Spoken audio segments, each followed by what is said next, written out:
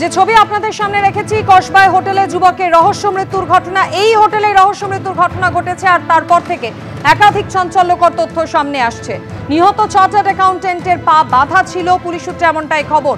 হোটেলের ঘর থেকে এখনো পর্যন্ত পাওয়া যায়নি যুবকের মোবাইল ফোন।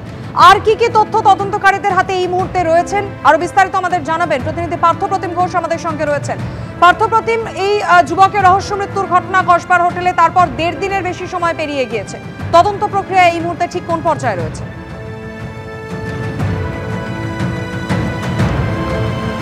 দেখো, যুবক আদর্শের দেহ আজকে ময়নাতদন্ত করা হবে এবং ময়নাতদন্তের আগে যে অবস্থায় দেহ উদ্ধার হয়েছে ঘর থেকে বিবস্ত্র অবস্থায়, এমনকি পাটা টাওয়াল দিয়ে বাঁধা অবস্থায় ছিল, সেক্ষেত্রে কীভাবে মৃত্যু, যেটা আমরা কথা বলেছি পুলিশের সঙ্গে, পুলিশ সূত্রেরা জানতে পারছি পুলিশ অনুমান করছে যে এই যুবককে আদার্সকে কোনোরকমভাবে শ্বাসরোধ করে খুন করা হয়েছে, ম্যানুয়াল স্ট্র্যাঙ্গুলেশন সেটাও কিন্তু করা হয়ে থাকতে পারে এবং গোটা বিষয়টা আজকে ময়নাতদন্তের পর বিকেলবেলা নিশ্চিত হবে। কিন্তু খুন হয়েছে বলে পুলিশ প্রাথমিকভাবে অনুমান করছে। কিন্তু খুন হলে কেন খুন হলো, এক্ষেত্রে উঠে আসে সেটা হচ্ছে খুনের কারণ সম্পর্কে নিশ্চিত নয়, কারণ যারা এই খুনের ঘটনার সঙ্গে যুক্ত তারা যতক্ষণ না ধরা পড়ছে ততক্ষণ নিশ্চিত নয়। কিন্তু যেটা আদর্শের যে ঘর থেকে দেহ উদ্ধার হয়, আদর্শের মোবাইল ফোন এবং মানি ব্যাগ সেটা কিন্তু মিসিং রয়েছে। এক্ষেত্রে তদন্তকারীরা মনে করছে যে লুটের উদ্দেশ্যে কি কোনো খুন হয়েছে, নাকি এখানে কোনো রকমভাবে কোনো গণ্ডগোল হয়েছিল, আদার্সকে কোনো রকমভাবে ব্ল্যাকমেল করা হচ্ছিল, সেই বিষয়টা উঠে আসছে। এবং এক্ষেত্রে আরও একটা বিষয়, সেটা হচ্ছে রাত্রি 8:30 নাগাদ 3 জন মিলে 2টোই রুম বুক করে, অনলাইনে আদার্স বুক করেছিল বলে জানা যায়। এবং সেক্ষেত্রে হোটেলের যে 2টো রুম বুক করা হয়, হোটেলের যারা কর্মীরা রয়েছে, হাউসকিপিং রয়েছেন, তারা সেই হোটেলের যে ঘর দেখিয়ে দেয় এবং যে সিসি ক্যামেরা রয়েছে সেই সিসি ক্যামেরা ফুটেজে দেখতে পাওয়া যায় একটা রুমের মধ্যে আদার্স প্রথমে প্রবেশ করে এবং অপর একটা রুমে অন্য যে যুবক এবং তার সঙ্গে এক তরুণী তারা কিন্তু সেই রুমের মধ্যে প্রবেশ করে। কিছুক্ষণ পর সিসি ক্যামেরা ফুটেজ এবং যারা হোটেলে হাউসকিপিং তাদেরকে জিজ্ঞাসাবাদ করে পুলিশ জানতে পেরেছে 8:30টার সময় 2টো রুমে 3 জন মিলে প্রবেশ করার পর দ্বিতীয় যে রুম ছিল, অর্থাৎ যে রুমে এক যুবক এবং তরুণী প্রবেশ করেছিল, যাদের খোঁজ শুরু হয়েছে, তারা কিন্তু আদার্সের রুমে ঢোকে এবং তারপর রাত্রি 2:30 নাগাদ এই হোটেল থেকে বেরিয়ে যায় ওই যুবক এবং তরুণী, পায়ে হেঁটে একেবারে হোটেলের বাইরে থেকে তাদেরকে বেরোতে দেখা যায়। এবং এক্ষেত্রে তদন্তকারীরা মনে করছেন যে কোনো রকমভাবে ব্ল্যাকমেল করা হয়েছিল কি আদার্সকে, নাকি কোনো রকমভাবে কোনো গণ্ডগোল হয়েছিল হোটেলের রুমে এবং যার জন্যই খুন করা হয়েছে বলে তারা মনে করছেন।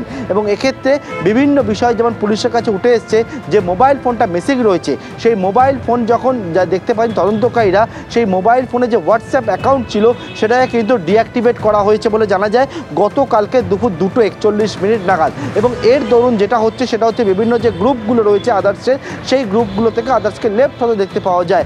অর্থাৎ এই যে খুনের ঘটনা বা প্রাথমিকভাবে যারা মনে করছে তদন্তকারীরা খুন হয়েছে, এই খুনের কারণ কি সেটাই তদন্তকারীরা একদিকে জানার চেষ্টা করছে। আততায়ীদের খোঁজ শুরু হয়েছে, এখনও পর্যন্ত কারো খোঁজ পাওয়া যায়নি। তারা যে তথ্য দিয়েছিল হোটেলের কাছে সেই তথ্য কিন্তু ভুল রয়েছে বলে মনে করছেন তদন্তকারী আধিকারিকরা। বিভিন্ন জায়গায় তল্লাশি অভিযান রাতভর হয়েছে, এখনও পর্যন্ত আততায়ীদের কোনো খোঁজ পাওয়া যায়নি এবং আজকে দেহ ময়নাতদন্ত হবে এবং খুনের মোটিভ কি সেটা তারপরে অনেক প্রশ্নের উত্তর পাওয়া যাবে বলেই মনে করছেন তদন্তকারী আধিকারিকরা। পার্থ, তুমি আমাদের সঙ্গে থাকো, আপনাদের জানিয়ে দেবো এই মুহূর্তে এই ঘটনা নিয়ে আরো বিস্তারিত আমাদের জানাবেন আরো 2 প্রতিনিধি আমাদের সঙ্গে রয়েছেন। হিন্দোল দে এবং ভাস্কর মুখোপাধ্যায় রয়েছেন। নিহত যুবক যার বাড়ি বীরভূমের দুবরাজপুরে, সেই দুবরাজপুরের বাড়ির সামনে থেকে ভাস্করের কাছে আসবো, তবে তার আগে আমি একবার হিন্দোলের কাছে চলে যাই। হিন্দোল, পার্থপ্রতিম যেমনটা আমাদের বলছিল যে তথ্য সামনে আসছে মোবাইল ফোন তার পাওয়া যায়নি এবং অন্যদিকে এই নিহত যুবক বিবস্ত্র অবস্থায় তার দেহ উদ্ধার হয়েছিল, পা বাঁধা ছিল।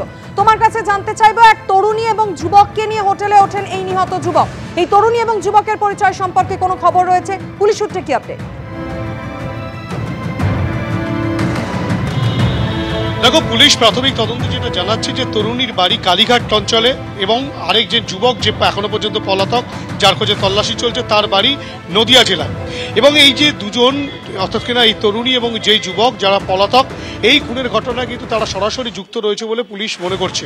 কেননা গতকালই জয়েন্ট সিভিক ক্রাইম স্পষ্টত বলেছেন যে এই ঘটনাটা দেখে মনে হচ্ছে আদর্শের যে মৃত্যু, সেই মৃত্যুর ঘটনা কিন্তু খুন, এবং এই খুনের ঘটনাকে সামনে রেখে পুলিশ তদন্ত প্রক্রিয়া চালাচ্ছে।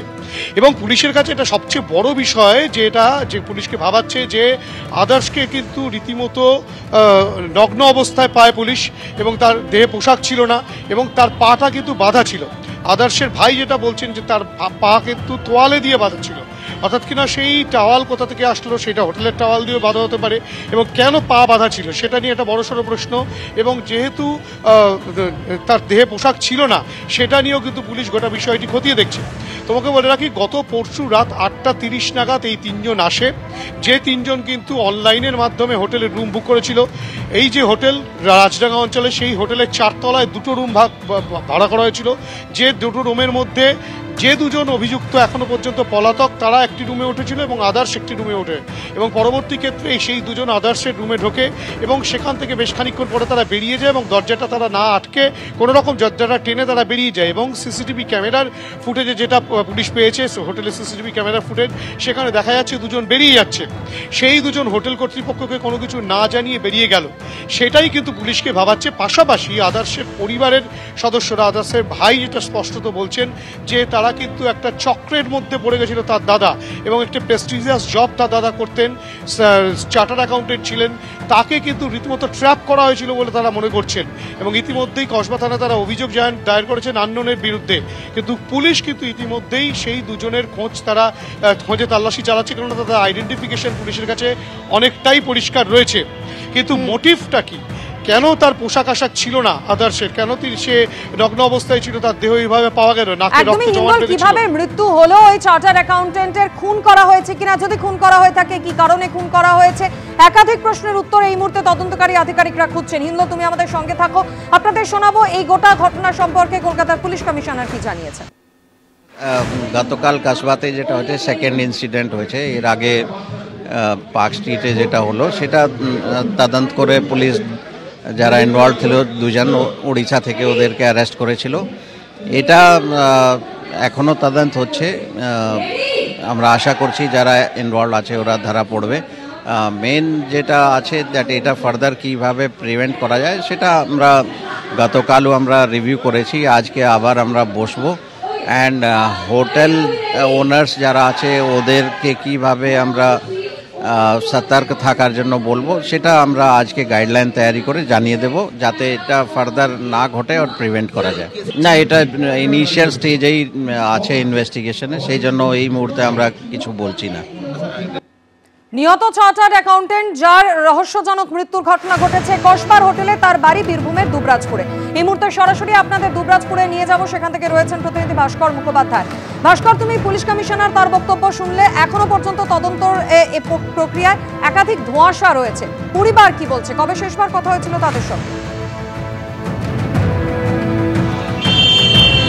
দেখো, কিছুক্ষণ আগেই পরিবারের সঙ্গে কথা বলেছি যে এই ঘটনার সঙ্গে কারা যুক্ত, তারা কাকে সন্দেহ করছে, সেই বিষয়টি কি তাদের কাছে কোনো ধারণা আছে কিনা, কিন্তু তারা এখনও স্পষ্ট ধারণা দিতে পারেননি যে এই ঘটনার সঙ্গে কারা যুক্ত রয়েছে। বিক্ষিপ্তভাবে তারা বিভিন্ন কথা বলছেন এবং বিষয়গুলো তুলে ধরছেন। একদিকে যেমন ওর বাবা জানিয়েছে যে যেহেতু ছেলে খুব বড় কোম্পানিতে কাজ করতো এবং রিসেন্ট সে প্রমোশন পাচ্ছিল, তাতে একটা বিরোধ তৈরি হতে পারে, এবং তার ছেলে যে এরকম একটা চাপের মধ্যে ছিল, অর্থাৎ তার সঙ্গে যারা কাজ করছে তারা প্রমোশন পায়নি বা তারা ইনক্রিমেন্ট পায়নি, সেখানে একটা চাপের মধ্যে ছিল, সেটা কিন্তু ছেলে এবং বাবার মধ্যে ডিসকাস হয়েছিল।